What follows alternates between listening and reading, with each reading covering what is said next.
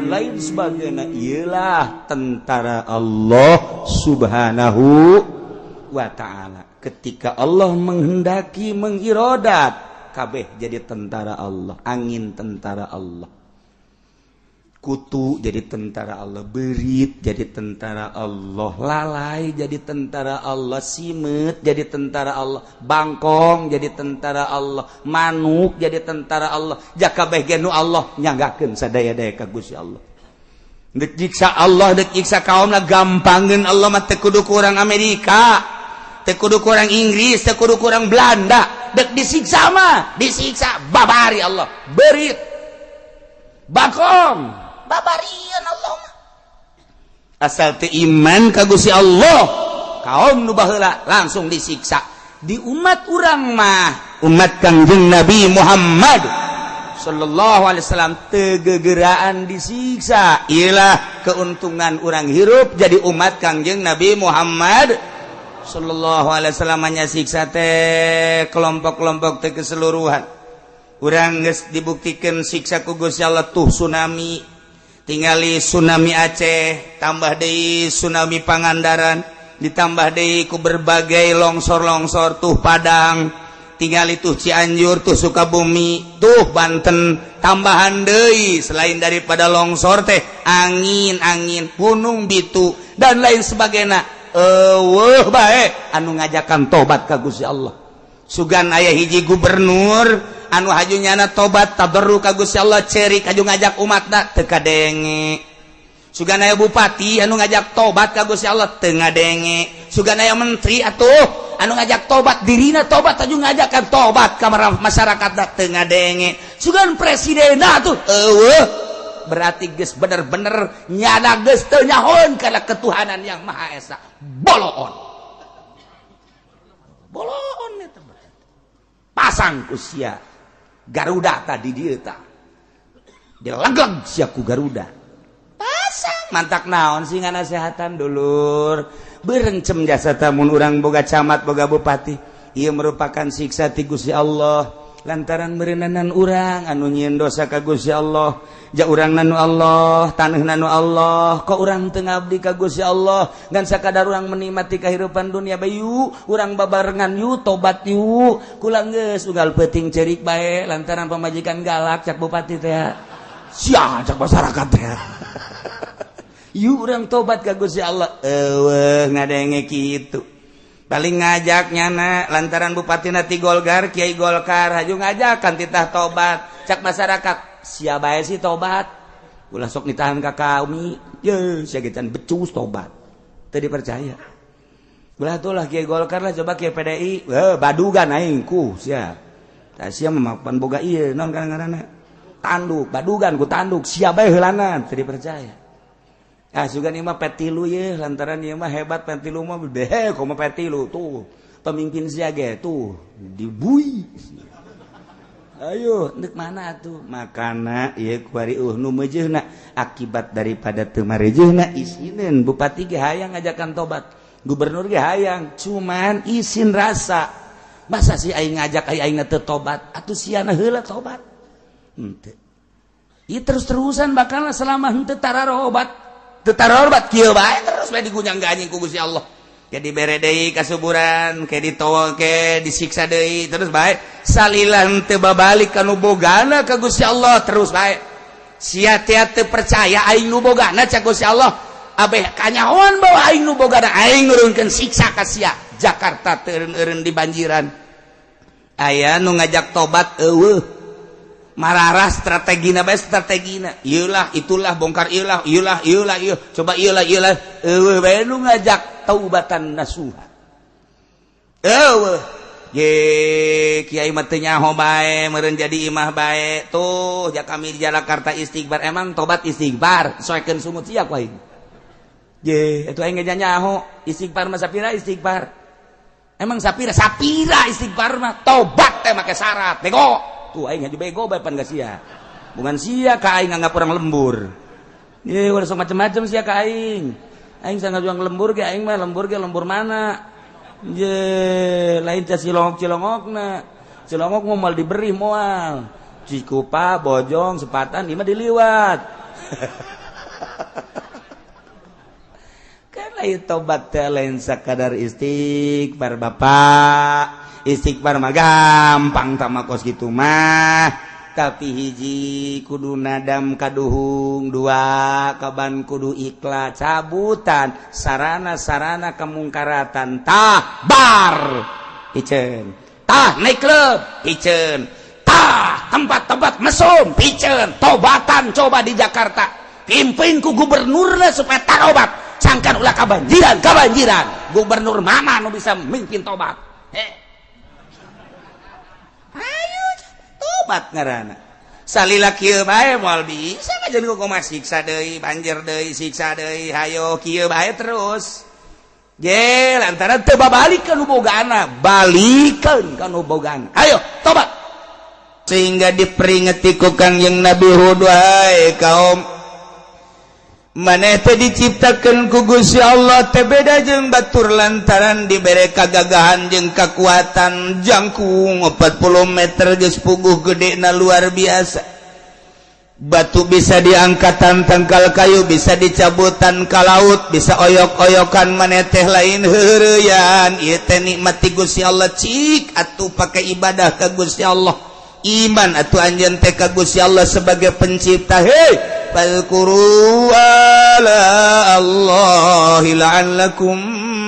tuflihun sing areling atuh maraneh kabeh sing aringet kana nikmat-nikmat pamereti Gusti Allah abeh maneh bahagia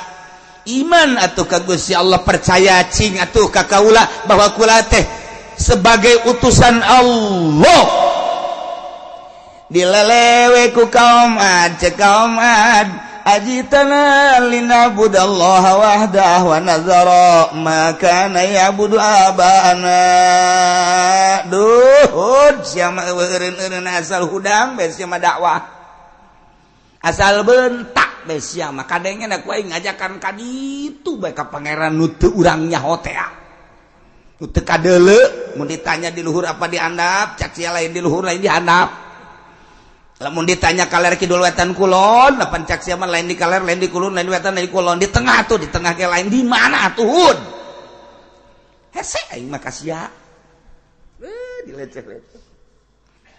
hud ja urang teh pan boga pangeran titipan ti nenek moyang urang aya 3 ieu teh nu panggede-gedena pangeran teh pangeran haba ieu mah gede jasa diciptakeun ku manehanana lamun nyana 40 meter eta jeun pangeran teh dileuwihan setengah tina dadag pagadag nyana berarti tambah 40 meter tambah 20 meter eta nyieun patung 60 meter tangkal kalapa mah eleh dipuja-puji aya deui patung teh nu rada leutik ieu mah patung teh ngaranna patung Somud rada letikan jeung rada handapan ti eta aya deui patung soda eta mah handap jasa bahkan nyana nyieun patung nu sok dibabawa kunyana di kantongan bila perlu kunyana engke dikaluarkeun aju disembah-sembah ka di kantongan deui kadang-kadang dibawa ngising teh pangeran eta pangeran ku dieu teu berontak dibawa ngising pan bau meureunnya aju pan meureun nyana 40 naon garang-garang jangkungna 40 meter meureun taina sabode kumaha teu maksudna teh pangeran ku cicing bae dibawa kunyana malah ngomong nage hud sing karunya ka pangeran urang keur mah nyana teu bisa beuntat teu bisa leumpah urang sok aing seuri teh kunaon tarolol teh karunyaan hud pangeran urang titipan ti kolot-kolot urang ti nenek boyang urang maneh mangan sakadar ngajak teh tu ibadah teh iman teh ka ditu ka pangeran anu teu kadeuleun nu gaib teh maneh teh datang ke kami kabehan teh hanya ngajakan ka Allah nauhidkeun ka Allah haju nitah ninggalkeun pangeran-pangeran titipan ti bapa moyang urang lah kieu bae hud geus atuh ayeuna mah maneh sok jung jajangji jacak maneh teh akan lamun teu iman ka Allah teu iman ka kaula bakal diturunan siksa hud kieu bae ku ari mah tina biba ta'iduna in kunta minas shadiqin jelaskan buktikan kebenaran maneh cek maneh mun kami teu iman ka pangeran nu ngaran Allah bakal disiksa buktikan turunkan siksa ka kaula turunkan siksa ka kami mun nya maneh rasul ayo bejakeun ka pangeran Syahud turunkan dek kos kumaha coba ambuh eta nang taganana kos kitu amat eta kan ka Kangjeng Nabi di Kangjeng Nabi urang ge tahun 2015 sarua bae sakumaha nu diucapkeun ku Syekh Tuan Syekh Abdul Qadir Al-Jailani dina kitab Fathur Rabbani cek manehanana anta tadail Islam wal iman ente teh ngaku Islam ngaku iman tetapi ente ngucap kama qalahul kufar sakumaha ucapan kufar bae mun ditanya mah Islam agamana mun ditanya mah iman percaya ka Allah tapi ari ucapan kos jelema kafir bae kumaha kafir ngomongna in hiya illa hayatuna dunya nahya wa namut eueuh deui kahirupan mah cak kafir teh kecuali kahirupan dunia geus kami mah teu percaya ka akhirat tah ente Islam ente iman tapi ente kos kafir bae lantaran di deuleu salat henteu ngeridit terus bae ngaling terus bae bobogohan terus bae ustad nggak SMS ka jahe blon teh coba cak ustad teh kiai teh mah lain blon cager berarti cager tak ustad kos gitu eta mah lain cager oper cager pengakuan nama Islam jeung iman tapi omongan nama henteu aing mah teu ngomong kos kitu kadeuleuna unggal poesi ayo begitu hudang teh lain inget ka Allah inget tekan ka pagawean-pagawean teh kapan dunia inget teh ka bisnis-bisnis teh kapan dunia inget teh ka ladang-ladang teh kapan dunia ketika azan didenggungkeun pan sia mah mipir henteu daya ka masjid pan eta teh seakan-akan hirup teh di dunia doang eueuh di akhirat mah mun nya ge nyana yakin ka akhirat pasti nyana neangan ketuhanan yang Maha Esa belajar memperbaiki diri wau ke diri ka Gusti Allah lamun nya aya akhirat di jero hatena yakin nyana bakal ngaji ka jeung kumaha ge sagasna ngaji bakal make nah kulantaran teu ngaji teu wau ka Allah teu make teu salat teu puasa teu zakat ayo bae korupsi saangen-angen nyana sakayang nyana berarti kama qalahul kufar sarua jeung ucapan kufar in hiya illa hayatuna dunya tanya ku urang hei dewan sia kunaon sih salat henteu tapi kan dia teu bareres tagara korupsi pan terus kunaon kitu ceknya na eueuh deui kahirupan mah kecuali ngan di dunia doang geus aing mangpeng mumpung jadi DPR ku aing ku ari endek dimak-mak-mak-makeun aji mumpung ye aing mah teu ngomong kos kitu seakan-akan ngomong kitu lantaran nyana teu ngopenan ka alam akhirat urang mapan ku ari ieu mantak daek ngaji ge lantaran teu boga duit lain-lain nu mantak daek ngaji ge lantaran urang inget kumaha aing ke geus bae di kuburan kumaha ke aing lamun dihudangkeun ti kubur digiring ka masar kumaha ke aing lamun ditimbang mizan kumaha ke aing lamun dipasangkeun jembatan Siratal Mustaqim kan berarti urang rawong ka ditu mantak daek ngaji ge ieu teh urang keur dimensina dimensi alam nu itu nu keur di puncak mah keur aya di dimensi alam fana keur aya di alam nu rusak nu di Bali ku ari teh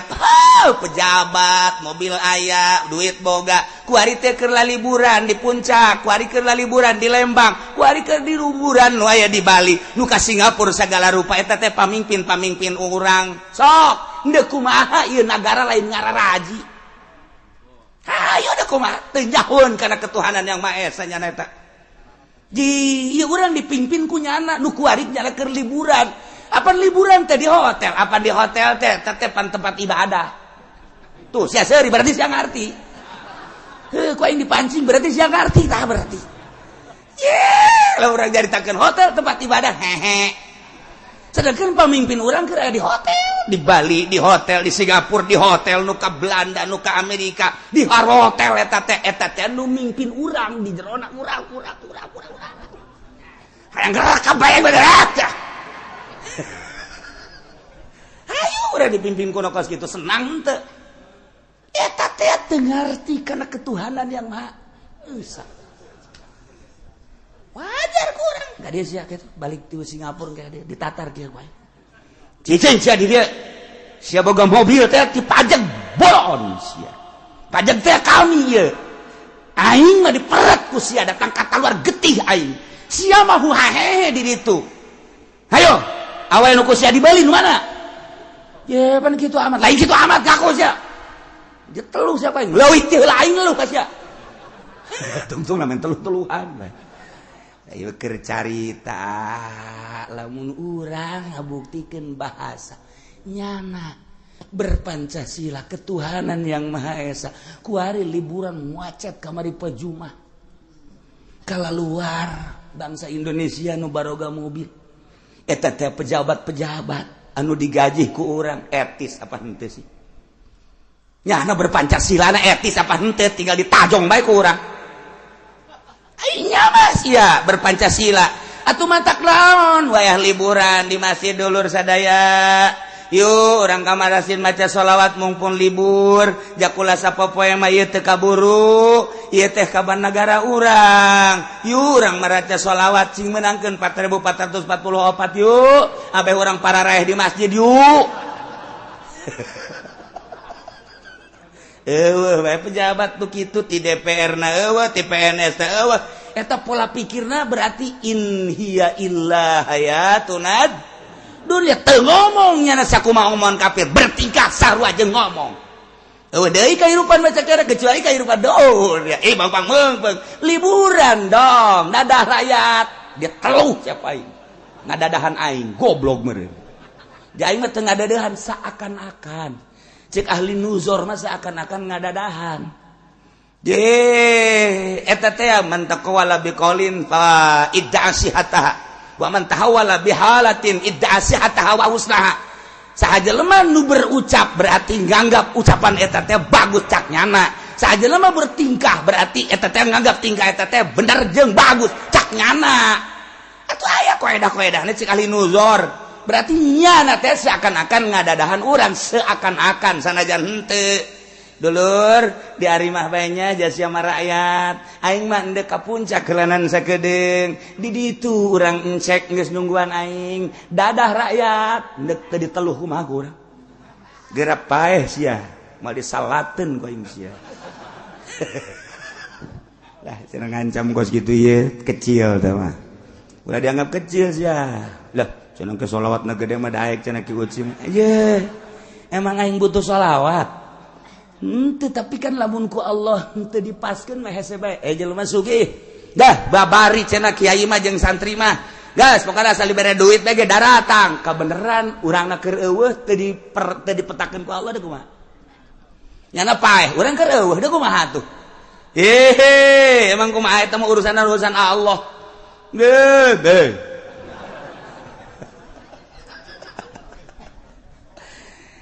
iya maksudnya lain urang sadarkeun diri mumpung urang dibere umur ku Gusti Allah Subhanahu wa taala ulah cara ucapan para kafirin nu nyana mah hirup teh ngan di dunia doang geus mak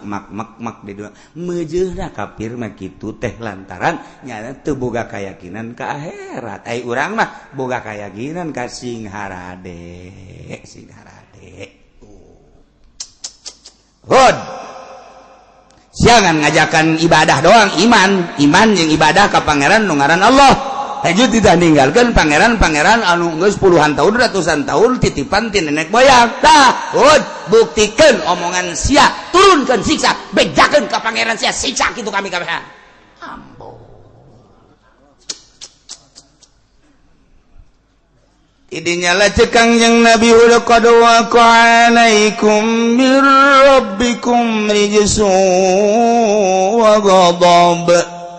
lamun kitu petak maneh teh kitu kahayang maneh teh atuh pangeran mah maha nguninga maha ngarungu maha sagala-galana yakin jeung jelas qad waqa nyata alaikum karanjeun kabeh mir rabbikum ti pangeran aranjeun yakna Allah rijsun siksa wa ghadabun jeung bebendu siksa keneh sakadar kula ngajak iman ka Allah ngajak ibadah ka Allah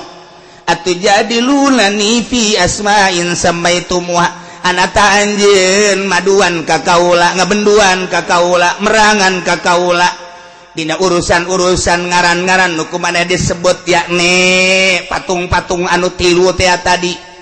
anjeun jeung bapa anjeun teh ngabogaan patung eta mah kapal teu perlah diturunkeun ku Gusti Allah ti tangga ibadahan sugan aya hiji ayat ti tangga ibadahan haba sugan titah aya hiji perintah ti tangga ibadahan si Asmud sugan si Somud teman si Sodaja teu aya ti dituna tama buatan-buatan nenek moyang anu kabalinger ma anzalallahu biha min sultan wa hujah wa dalil titah eta geus kieu mah kajen kukumaha ge maneh aya disiksa cek Kangjeng Nabi Hud fantaziru tungguan ini ma'akum minal muntazirin kula ngadaguan ti Gusti Allah hayo coba aya nyagakeun sadaya-dayana Gusti Allah dibere paila teu hujan-hujan sebulan 2 bulan 3 bulan genep bulan teu hujan geus sing bulai masyarakat mulai 7 bulan 1 tahun teu hujan embe onta kuda himar geus mulai hererese nginum ningkat kuari ka 2 tahun teu hujan-hujan manusia geus carang mandi kuari mah diaman saat eta hese jasa kesulitan segala rupa lantaran hujan terbukti kuari jelema sing hararewas kabeh ieu meureun siksa teh nya hujan nya leh cak penggede-penggede can siksa kos kieu mah encan embe geus loba nu paraeh di gunung onta geus loba nu paraeh kitu keneh kuda berbagai hewan geus loba nu paraeh lantaran henteu bisa ngarinuk kitu keneh jelema ge loba sing geletek tapi tetep bae teu daek iman ka Allah teu daek percaya ka Kangjeng Nabi Hud alaihis naik ke 2 tahun setengah beuki parah bae kuari mah naik ke 3 tahun nyana ngayakeun musyawarah cek badehanan aja eueuh deui kapan doa nu paling manjur mah kan di Mekah kabeh ge aya Baitullah tuh ujung-ujungna ka Baitullah kene jok urang utus kuari mah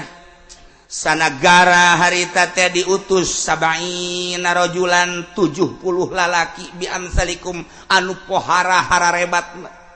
dipilih ku manehanana 70 untuk berangkat ke tanah suci Mekah ngadoa supaya turun hujan baheulana berangkat dipimpin ku ngaran Kil bin Nadar berangkat ke Mekah langsung toab orang kafir ge taroab di laki biasa beres toab langsung nyana ngadoa ka Gusti Allah ya Rabbi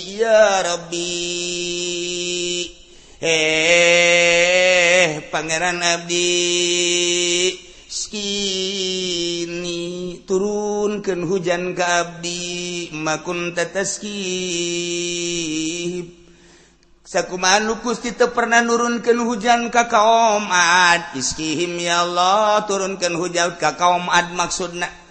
anu geus sababaraha taun dihitung ku abdi salasa sanatin teu pernah hujan iskihim ya Allah ya kunaon minta ka Allah sarua aya ditita iman ka Allah henteu iman tapi minta ka Allah kabalinger ngantung-tung nah heulanan caknya nate demi pangeran haba demi pangeran Asmud demi pangeran Soda jeung ditambahan ku pangeran-pangeran nu aya di tanah suci Mekah pangeran-pangeran nu di berbagai negara caknya na batu-batu patung-patung coba kami minta turun panghujan kentuh kaum Ad nu geus 3 tahun teu hujan tiba-tiba langsung reuk aya di luhur poe pohara jasa ta doa tuh sing taraweh diijabah doa hebat pangeran lain sembarangan aya suara dari di luhur wahai yaki nu ngadoanakan kikil ngaran lain kikil heuh eta teh ya tingali ku maneh di luhur awan tingali di dulu ku kabeh anu 70 kot ka luhur ka bunga cek suara aya sabaraha rupa di luhur teh tilu hiji baydo dua hamro tilu sauda aya warna putih warna berem warna hidung cak suara hayang nu warna mana ieu nu dek diturunkeun langsung kil ngomong sauda lantaran sauda mah painaha aksarum sebab pangloba-lobana nurunkeun cai di mana-mana jeung dikti baheula ge ieu adalah mega mendung nu hideung mah geura-geuraan cak suara maneh nu 70-an iringkeun kami ka negeri aman setelah maneh menta nu hideung cepet dieuwekeun nu putih jeung nu beureum lah tinggal hidup bunga kabeh cap berangkat di Mekah ka negeri Yaman naik kuda koplak di luhur awan terus-terusan beuh masyaallah nyala geus bunga jasa geus tere datang ka deukeut Yaman urang Yaman ge pemimpin Yaman saat eta geus deuleu tuh nu kurang ditunggu-tunggu teh atuh deuleu di luhur tuh banahud borojol hud aya naon hud deuleu tuh pihujaneun deuleu doa kami pemimpin kami nu dikirim ke Mekah ka Baitullah ka Ka'bah tuh terbukti tuh keur berangkat ka dieu tuh deuleu Kanjeng Nabi Hud ge kaget jijaheunya cak Kanjeng Nabi Hud mah hujan gede bakal hidung teh hidung pohara wah aing beuki dilecehkeun bae cak aduh aing rasul pan ieu mana tuh jadi kieu saudara Kanjeng Nabi Hud langsung sujud ka Gusti Allah blak la ilaha illa anta subhanaka inni kuntu minaz zalimin fastajabna lahu wa najainahu minal ghammi wa kadzalika nunjil mu'minin langsung udah ngadoa ya Allah ya Rabbi mun bahasa urang mun bahasa Arabna panjang nawir qalbi ya Allah cahayaan hati abdi ilhaman abdi bere mujizat abdi ya Allah ieu nu keur iring-iringan mega nu hideung abdi hayang nyaho peneranganana Gusti Allah supaya ieu jelas abdi teh ieu utusan Gusti langsung saketika eta ya Hud anjeun jeung pengikut anjeun nu iman ka anjeun jeung ka kaula keluar ti nagara Ahqaf ti nagara Yaman berangkat ke Mekah anjeun bebeja maneh ka umat maneh bahwa maneh teh dek berangkat ka negeri Mekah dek nyalamatkeun diri berikut jeung nu iman ka kaula sebab bejakeun ieu nagara da disiksa gitu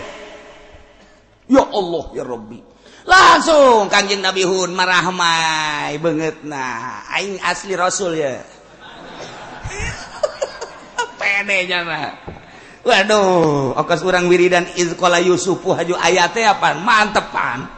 tunduk lu sama gua lu langsung nyala saudara-saudara kaum Ahqaf saudara-saudara kaum Ad yang berada di negeri Yaman itu nu hideung di luhur lain hujan siksa kula geus aya instruksi ti Gusti Allah bahwa kula jeung penganut-penganut nu iman ka kaula jeung ka Gusti Allah geus dititah kaluar saha bae nu percaya ka kaula bahwa kula sebagai rasul saha nu percaya ka Gusti Allah bahwa Allah teh sebagai khalik yuk urang berangkat titah ka negeri Mekah nyalametkeun awak ayo silakan berangkat mulai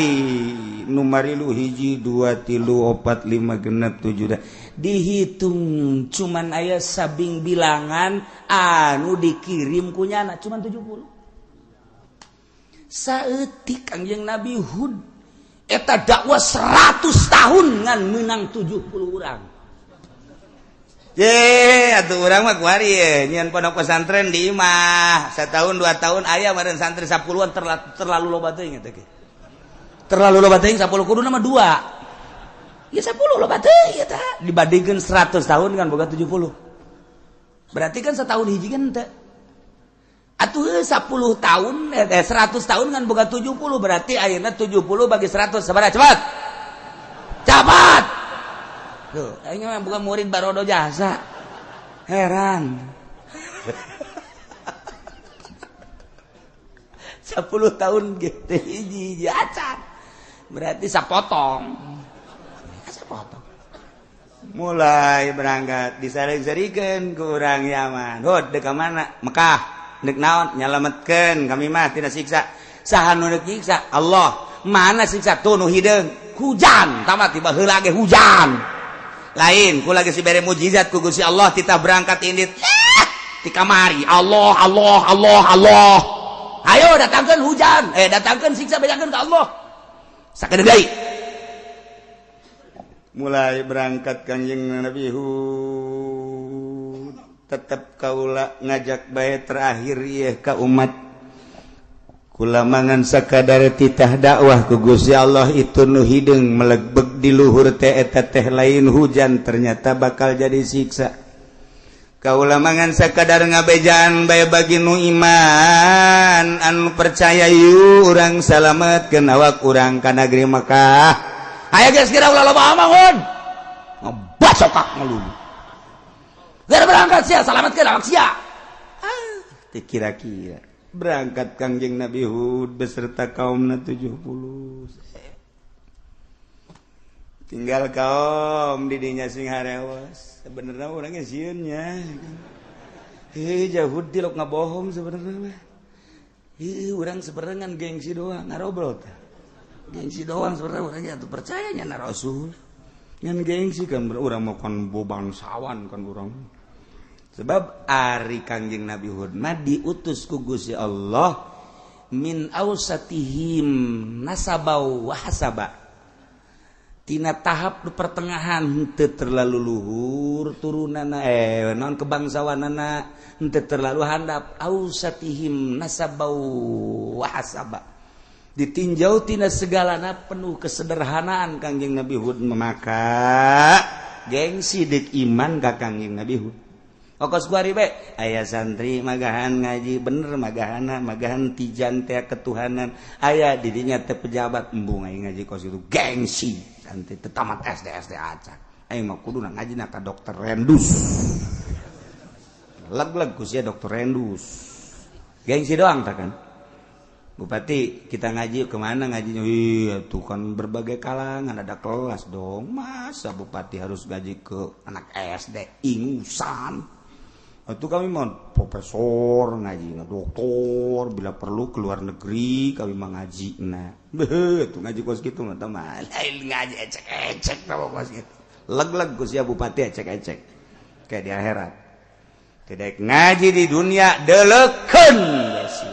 ya hiji-hiji na orang titah ngaji talabul ilmi fardhatun ala kulli muslimin wa muslimat je utlubul ilma minal mahdi ilal lahdi hayuh sia geura sibukeun urusan dunia datang ka teu ngaji dihimpit ku bumi janger emang nanaonan aing mah sakadar ngajak doang tidak katolos los sia profesor ajian sia nah hiji sia di neraka jeung profesor cak profesor teh beuh ka aing nganggap kos kitu eta yang nganggap kitu ja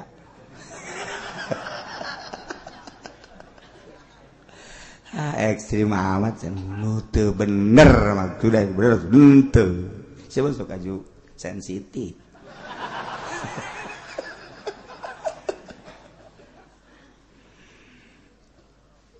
kabeh ngararoblol dulur kabehan cak pamimpin-pamimpin di negeri Yaman ieu Hud geus berangkat beserta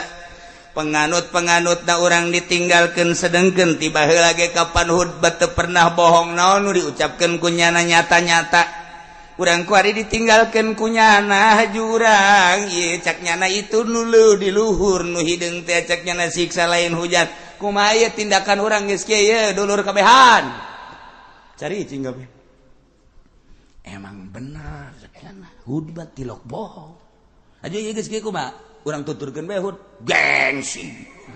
bohong kajen paeh daripada nuturkeun hudud. Eta mah sarua jeung jelema susah aju guguru kajen teuing hese sakarat kajen teuing hese sakarat asal urang ulah mararat urusan disiksa di akhirat eta mah kumaha engke urang kaparatna bae tolol teh bahasa geus tadi urang jegik bae ngebedul ngaorang ngemonyet urusan sakarat lah itu mah terakhir eta nganggap enteng goblok bener bae pan nu ngabedul sakarat na hese jasa nu ngamonyet kitu kene dibukti-bukti eta mah sakadar dunia na ye ge diaman teh gunjang ganjing ceramah pemimpinna kumaha ieu urang geus kieu lantaran Nabi Hud dengan nabi kan nama si Hud anu ngaku nabi ngaku rasul ku ari geus berangkat ka Mekah berikut jeung penganut-penganutna tinggal urang ayeuna di dieu kumaha tindakan urang jauh urang geus saperti sabenerna mah atletik mah percaya kahutengan gengsi doang gengsi ku kabeungharan gengsi ku kagagahan gengsi ku jabatan lantaran urang gengsi aju teu iman kanyana padahal mun diperhatikeun bener jasa ti awal ge omongan-omongan nyana nah ieu urang kumaha ieu kumaha ieu keur mujuna unggal poe rapat urusan kos kitu bae aya awewe lulumpatan tok tok tok naja lulumpatan angin di ditu geus aya angin susah aja macem-macem bae angin ngagedebur-gedebur di ditu tuh bobeak tuntung itu kula ge datang ka dieu lumpat teh maksudna beusi kena angin gede jasa awewe lumpat deui ka ditu ngabejaan aya angin gede tewak cek gela teh bogo angin naon sagala angin sagala tewak ngacaukeun dunia sia bangsa jadi kacau bayana sia tewak si awewe angin caknya angin mana angin itu di luhur mana jante sakedeung deui bener kabelah dia war jijaheunya angin ieu angin wah angin coba kumaya orang geus kieu saudara-saudara sekalian untuk menyelamatkan diri mari kita masuk ke rumah masing-masing asup ka imah dan dikunci supaya angin tidak masuk belum tuh coba asup ka imah bro karoncian kunyana mulai angin kadenge nyana ngintip anginna hideung anginna berupa hideung sebab di luhur lagi hideung wow eta bareng ujung anu diutus 70 ti Mekah teh nyanat langsung pidato dulur ieu kamarana sarepi amat kalau luar mana pamimpin ieu kula ieu tas di Mekah ieu tas di ijabah doa ieu tuh deuleuh hideung di luhur pugu angin ngagedebar nyana ceramah tolol teh cenah asana kabalinger aduh cenah ieu baru hiji-hiji acan arasup ka imah meureunnan nyana ge kanu 70-an urang arasup yuk ka imah konsian yuk cek nyana teh ieu asana angin lain hujan ieu nyana geus boga rarasaan asup ka jero imah langsung mimiti hewan-hewan halali di angin teh nya gedenya hideungnya muter kadege suarana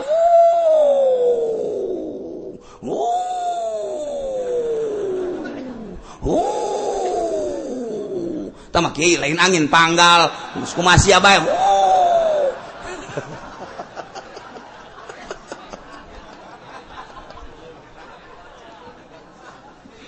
ya Allah ya Rabbi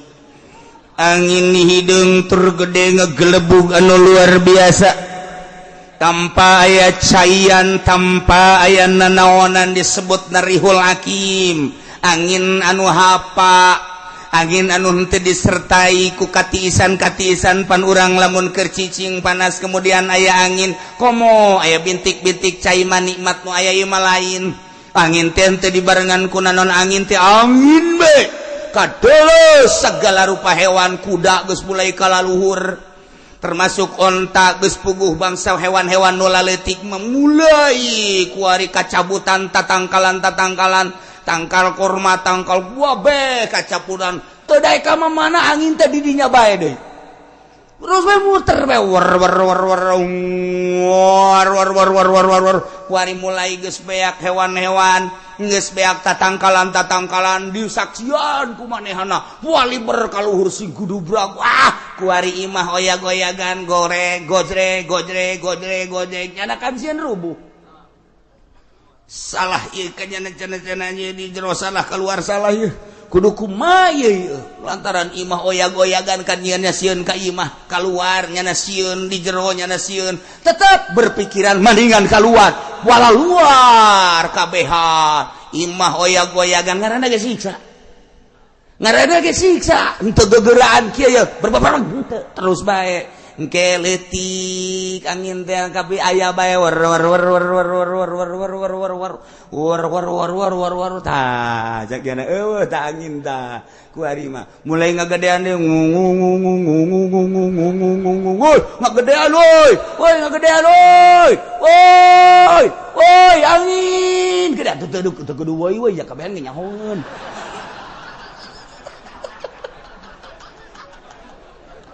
tarolol li kaum agar nya geledepan nya carowong pan atuh geus bae pokona mah sing jerwak sing derengek langsung ka babawa nu puluntang pelanting pulang keeureun deui angin rada leutik jana ngap-ngapan deui terus angin dibalikeun ku Gusti Allah nu tadina ngatuhu kuari ngenca woi tibalik angin woi wah siksa anu luar biasa geus kuari ka imah sing golotak buah kacabut ka bawah ka luhur langsung ka bawah ka luhur begitu dibalikeun anginna kuari imah ka bawah ka luhur raga gahandap ka gudubrak ajur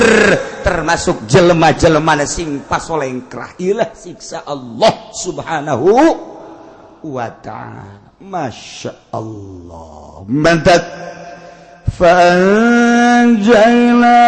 والذين معه برحمة منا وقطعنا دابر الذين كذبوا بآياتنا وما كانوا مؤمنين Panjainahu maka kaulan wagung cek Gusti Allah nyalametkeun ka Kangjeng Nabi Hud walladzina ma'ahu jeung pengikut-pengikut minal mu'minin anu berjumlah cakaul mangan sakadar 70-an bi rahmatin minna dengan dedekanya kaula diberangkatkeun Kangjeng Nabi Hud beserta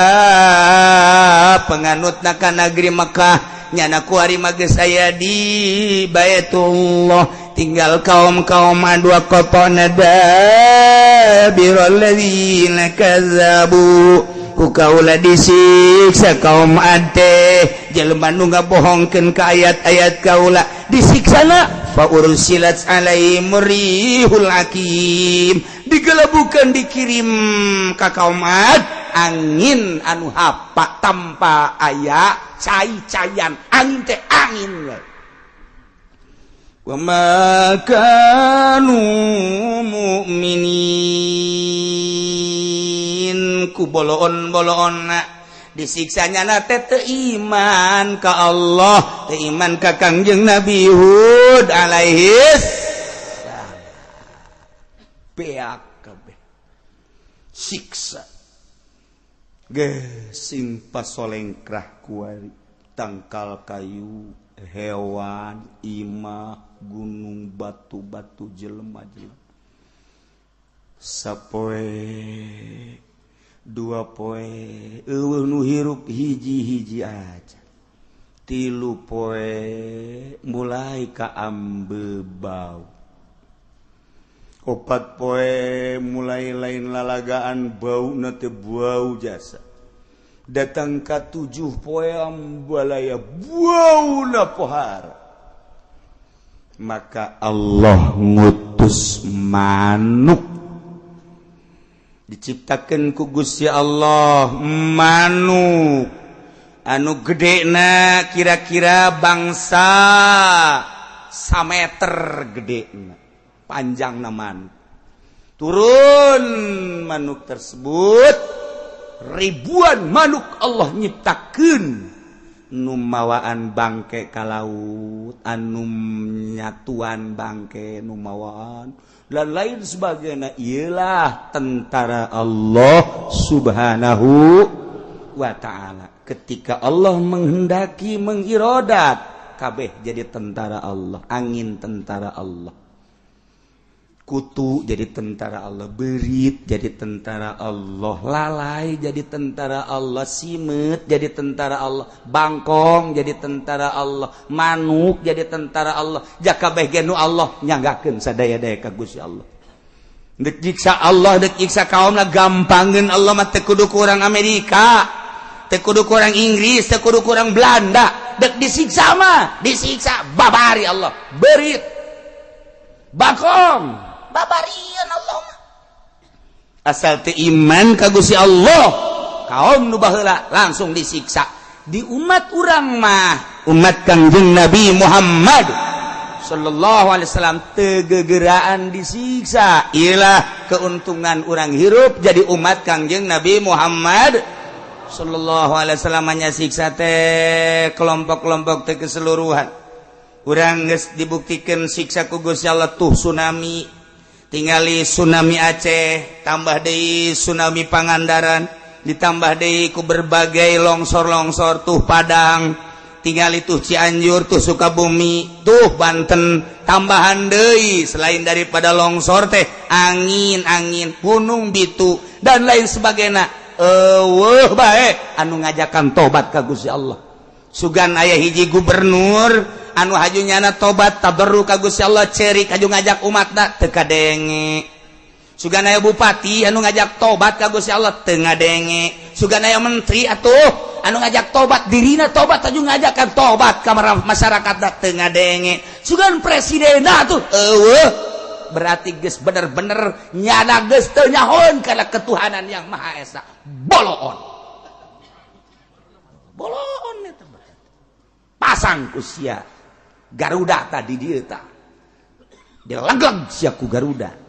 pasang mantak naon sih nganasehatan dulur berencem jasa tamun urang boga camat boga bupati ieu merupakan siksa ti Gusti Allah lantaran meureunanan urang anu nyieun dosa ka Gusti Allah. Ja urang nanu Allah, taneuh nanu Allah, kok urang teu ngabdi ka Gusti Allah ngan sakadar urang menikmati kahirupan dunia bayu, urang babarengan yu tobat yu. Kula geus unggal peuting cerik bae lantaran pamajikan galak cak bupati teh. Sia cak masyarakat teh.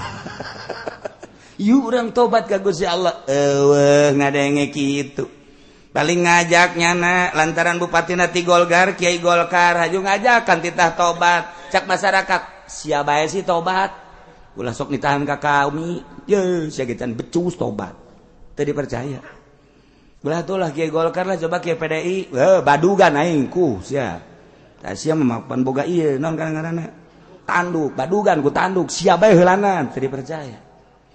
Sugan ieu mah petilu ye lantaran ieu mah hebat petilu mah behe komo petilu tuh pemimpin sia ge tuh dibui. Ayo neuk mana tuh makana ieu kuari nu meujeuhna akibat daripada teu mareujeuna isinin bupati ge hayang ngajakan tobat gubernur ge hayang cuman isin rasa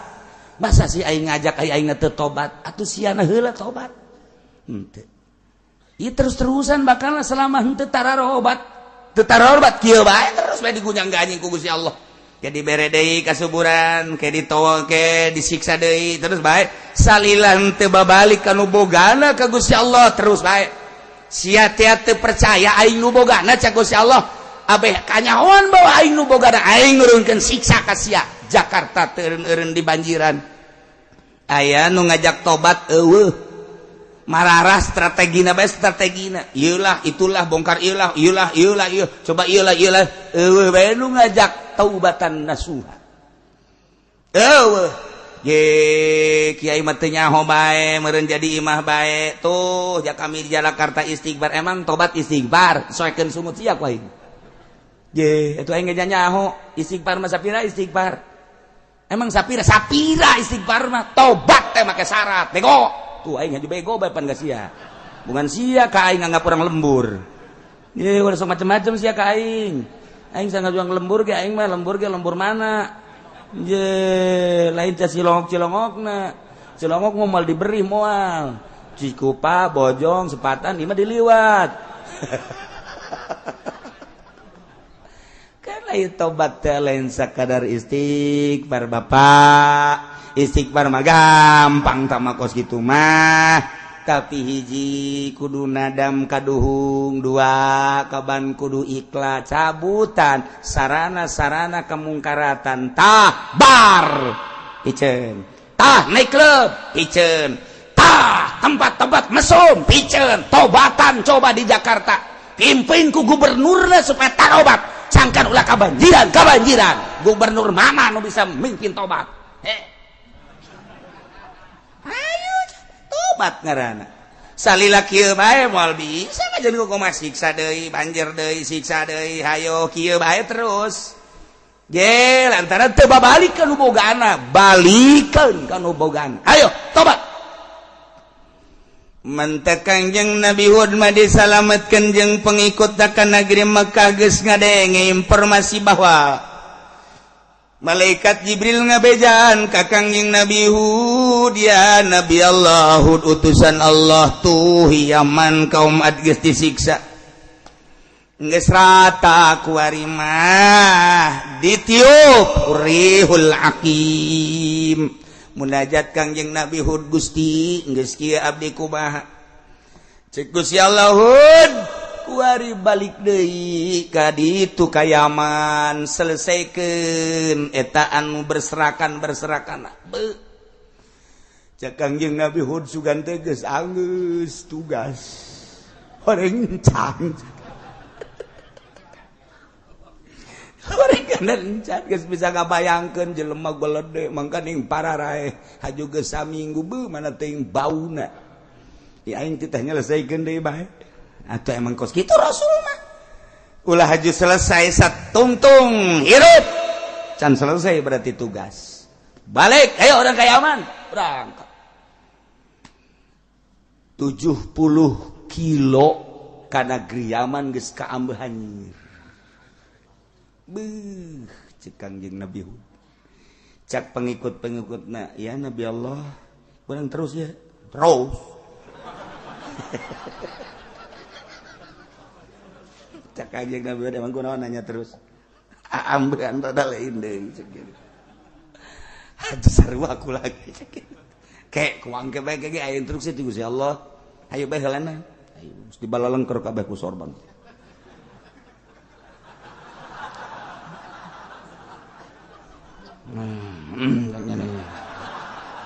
teroris cuma ya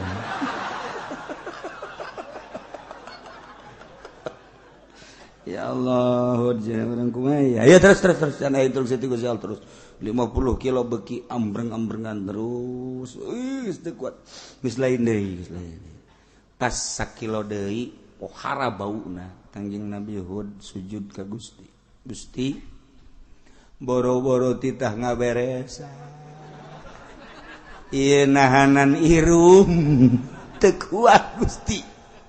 Ieu nyanggakeun ka Gusti mun abdi titah meresan jeung pengikut atuh ambe kudu dikumahakeun ieu teu kuat malah ieu pengikut mah geus kuara di bos. Atuh pan boro-boro ambe kos kitu ngadenge ngambe kelek haji pendek ge urang geus gewe.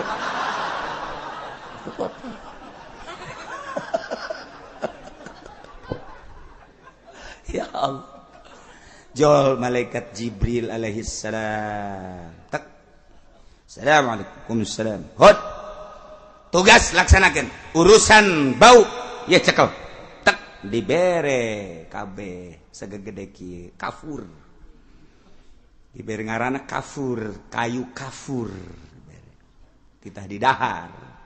Bikeun ku Kangjeng Nabi Hud. Dahar, gitu dahar. Tek. Masya Allah mayit seungit. Sengit mah teh eueuh bau ku ari mah tah barang dibere eta eta lamun aya mantep jasa tah atuh mun bisa di SMS ku ari malaikat Jibril titah mawa eta mantep mantep teh sengit awak jadi sengit kabeh jadi sengit kan geus berjuang ai bau mah hese kan mulai narwel ka Kangjeng Nabi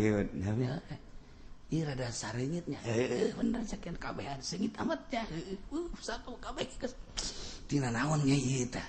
horenganan ieu ti sorga kayu kafur ti sorga titah di dalahar seetik abeh ulah kaembe bau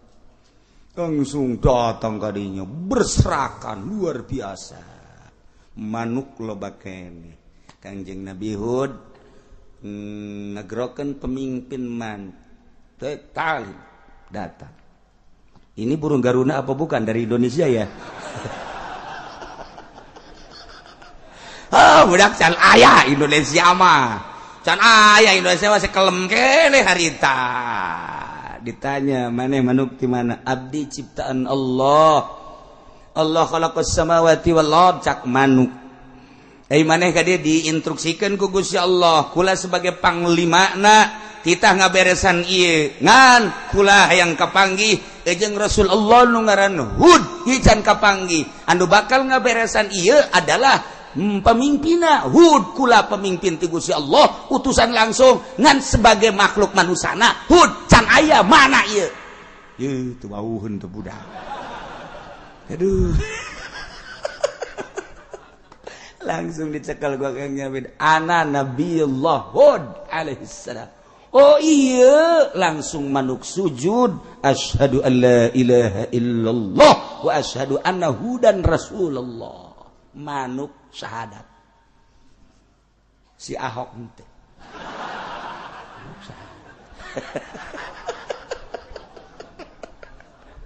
manuk syahadat batu-batu kabeh maca syahadat hampura cek pemimpin kami siap untuk melaksanakan perintah yang pertama langsung dari Allah dan kami diinstruksikan oleh Allah setelah ketemu dengan pemimpin yang bernama Rasulullah Hud kami siap untuk melaksanakan tugas-tugas dari Rasulullah yang bernama Hud dibantu ku manuk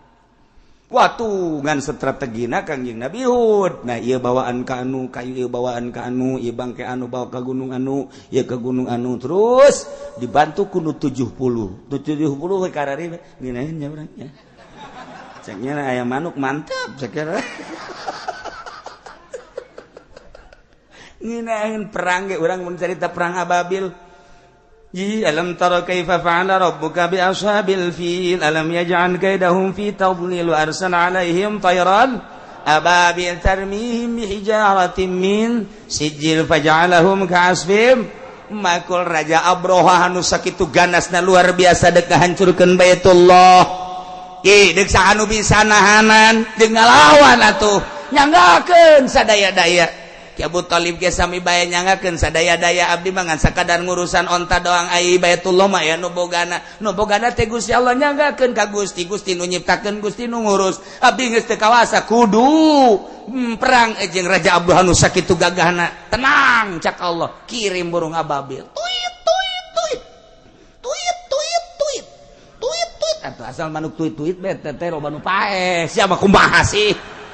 cak kolot asal aya manuk tuit beh hayu gara hitungan ge di lembur aya hiji manuk eueuh ieu tuit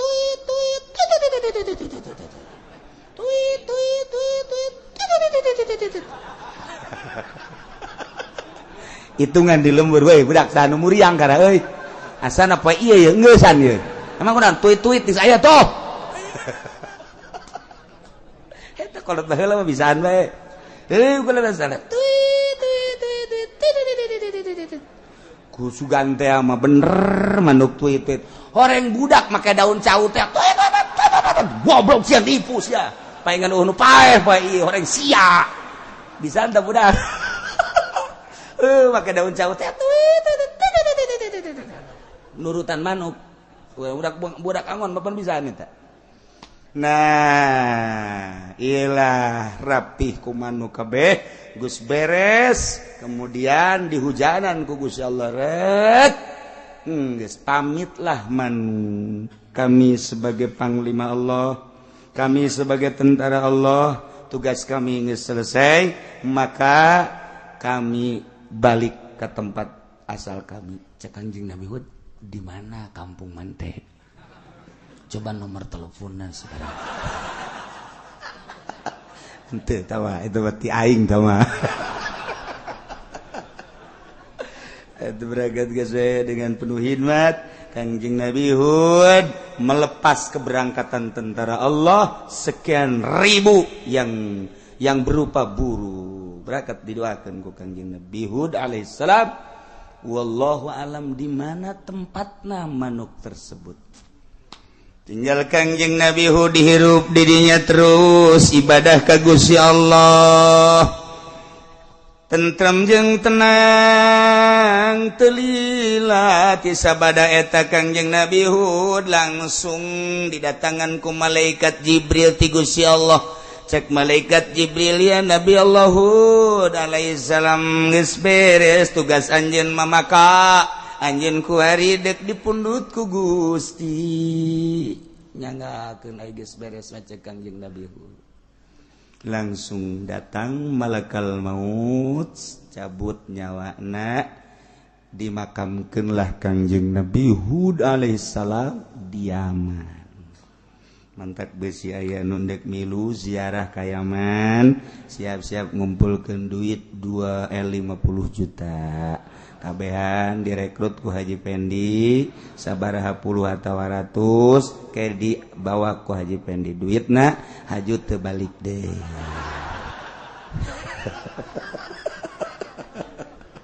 Ulah nyalakeun ku ulah-ulah. Haju 50 juta ke raya 100 urang betul 5 kali 100 sabaraha? Sabaraha? 5 miliar kan? Sedengkeun imahna harga nangan 20 juta. Harga karung nu aya 15 juta. Mobil nu aya ge geus mogokan bae. Geus hese jang nyokotna. Paling ge babagi anak-anakna aya 12 ring hiji geus jalan. Masyaallah direncanakeun hayang ziarah ke Hadramut, hayang ziarah ke Aden, hayang ziarah ke Oman, hayang ziarah ke Malika di ditulah tempat para nabi-nabi Allah. Urang menyaritakeun Kangjeng Nabi Hud Yaman, urang menyaritakeun Kangjeng Nabi Sulaiman Yaman, urang menyaritakeun engke sababaraha nabi Yaman. Kuari keur diacak-acak negara Yaman lantaran Sunni nu kaluar terlalu kuat suara Sunnina, maka diasupanlah ku Syiah. Untuk nu pertama seperti gitulah hayang supaya Syiah menguasai. Eta mangan sakadar awalan kabladina muatan-muatan daripada peperangan Ambalaya. Nyaritakeun minyak lah, nyaritakeun logam lah, nyaritakeun emas lah, nyaritakeun berbagai hasil bumi nalah. Untuk nu pertama mah motif peperangan seperti itu. Padahal Sunni Yaman tea berbeda jeung nu aya di urang. Rada berbeda saeutik komo. Kuari enggeus kebauan ku Wahabi. Contoh, lamun aya Sunni keluaran Yaman ngaharamkeun ngarokok, kan geus berbeda. Sunni nu aya di Yaman, marhaban nu aya di urang dirubah padahal nang wali. Sunni nu Yaman turun ka urang, aya sababaraha perbedaan aya Sunni-Sunni kana masalah geus. Kos anu nu bisa ngaji bae di Indonesia nyana berleha-leha ngaharamkeun ngarokok, tinggal dibaca di kitab Fawaidul Makiyah tuh menang saha baca pamacakeun tanang wali di berbagai kitab-kitab tanang wali. Ai endek ngajang pribadina mangga bae ngan nyana endek berleha-leha di Indonesia ngarobah hukum di Indonesia. Bakal kalah luar ujianana ulama-ulama wali-wali di Indonesia. Ulah kenah-kenah nyana Yaman, nyana Turki, nyana Suriah, haju nyana di Indonesia ngalecehkeun bahwa di Indonesia nu pinter. Emang kiai pinter, aing mah lain aing keur ngomong doang. Aya di Indonesia nu pinter. Emang sejarahna kumaha Syekh Nawawi urang mana? Jawa Tengah Jampes anu nyarahan Minhajul Abidin anu sampai ayeuna terkenang Sirajut Talibin urang mana? mempersatukan umat se-Indonesia dengan Kiai Haji Hasyim Asy'ari, urang mana diakui dunia. Ulah lalaga di Indonesia, ngan Indonesia mah mun cicing-cicing we heula cara sireum. Artinya sireum eta kan cicing we. Je atuh sireum ge aya katincek-tincek teh mah. Pae. Je sejarahna ngalawan Belanda Kiai diseret diserang datang ka pos dibuka dadana ku Ki Ahmad tembak saya. Urang mana eta? Je ulah sambarangan kakarak bisa ngaharamkeun ngarokok. Je aju nengkrek ulah endek ngaharamkeun sorangan bae atas nama supi tasawuf pek bae. Ngaharamkeun speaker atas nama pribadi tasawuf pek bae. Ketika dinasionalkan adu kekuatan mana alatna mana hadisna mana Qur'anna mantekan jeung munazarahat hudang ujana ulama Indonesia mah ulah lalagan emang di Indonesia kumaha ditakuti ulama Indonesia anu pernah jadi imam haram sabaraha kiai di Indonesia lain lalagaan datang kardongengna ulama-ulama nu di luar negeri ngimaman di Masjidil Haram nu hees tapi itu bagus soleh ngimaman di Masjidil Haram wabeh hees lain lalagaan padahal mah teh kudu tuh bagus soleh kuari ge keur ngaji hees bae eta emang watak meureun tah mah ikeur nyaritakeun sejarah sehingga ada Indonesia Bung Karno dunia mengakui Gus Dur dunia sampai saat ini diakui dunia ulah main-main ngan hartina pek bae yu urang babarengan ulah sok haju bertengker-tengker kakarak jebolan ini jebolan cerita jebolan Turki di urang haju wae deh sabaraha jebolan Mesir anu haju di dieu lu halehe sikat ku ulama Indonesia mah di samping alatna hadisna dan lain sebagainya doana lain lalaga mampus ya kajen artinya mah aya pribadi mah mangga-mangga teh tapi lamun geus nasional mui ngaharamkeun ngarokok mui pan mui mah nagara disengsarikeun di Indonesia tumplekeun dalil sia mui ayo ngadu pokoknya teu kudu make jauh-jauh hujanana ku ulama Indonesia mah mui ngaharamkeun ngarokok dibere dalil iklam annal awamila fin nahwi mi'atu amilin cak mui ka mana ta dalilna pikiran ku sia aing teu ngarti pokona diulinkeun ku ulama Indonesia mah diulinkeun nu mantap kuari NU ambalaya caricing be ulamana tenang lain berarti cicing nyayomkeun engke didoakeun ke heula kumaha carana sebab ieu mah kajen kumaha ge imah urang imah Sunni ieu teh di Indonesia anu nyeun kekuatan Indonesia deuleu sejarahna sanajan bari keur acak-acakan ke berarti keur dihadean ya imah rusak meureun jandelana rusak meureun lawangna haju kentengna eueuhan atuh imah ambalaya berarti atuh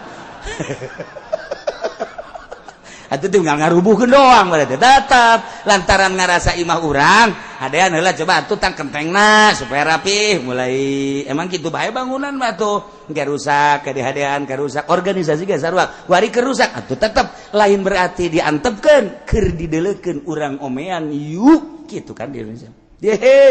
nu mantak jang ribut eueuh di Indonesia mah tenang we heula kaum eueuh piributan di Indonesia eueuh dek ribut gegedean geus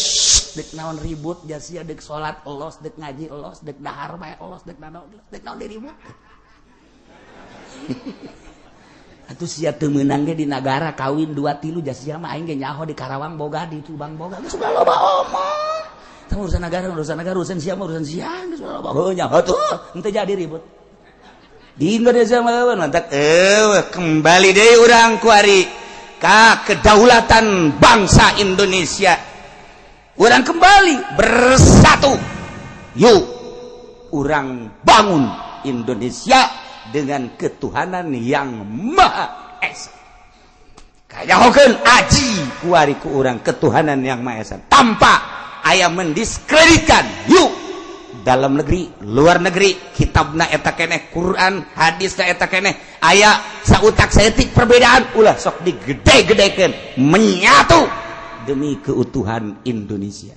Geuleuh lalagaan Indonesia mah. Bake kasieun sote geus kituna tah asal geus. Hayo urang hiji. Wow. Ujianna nu tilok salat ti harap. Hayo. Hayo geus hokana perang. Salat henteu puasa henteu. Hayo geus terus. Eta resep di Indonesia kos gitu tah. Nah iyalah kaum Ad selesai. Ieu jang itibar ka Kangjeng Nabi, bungah Kangjeng Nabi. Aing mah teu sabaraha panghinaan dibandingkeun jeung kaum Ad. Horeng kaum Ad mah pohara jasa, tinggal pang beberah ka Kangjeng Nabi. Dongeng selanjutna wa ila samuda akhahum sholiha, urang dongeng kaum Samud dipimpin ku Kangjeng Nabi Shalih alaihi nu minggu hareup ngabesan rugi wallahu a'lam.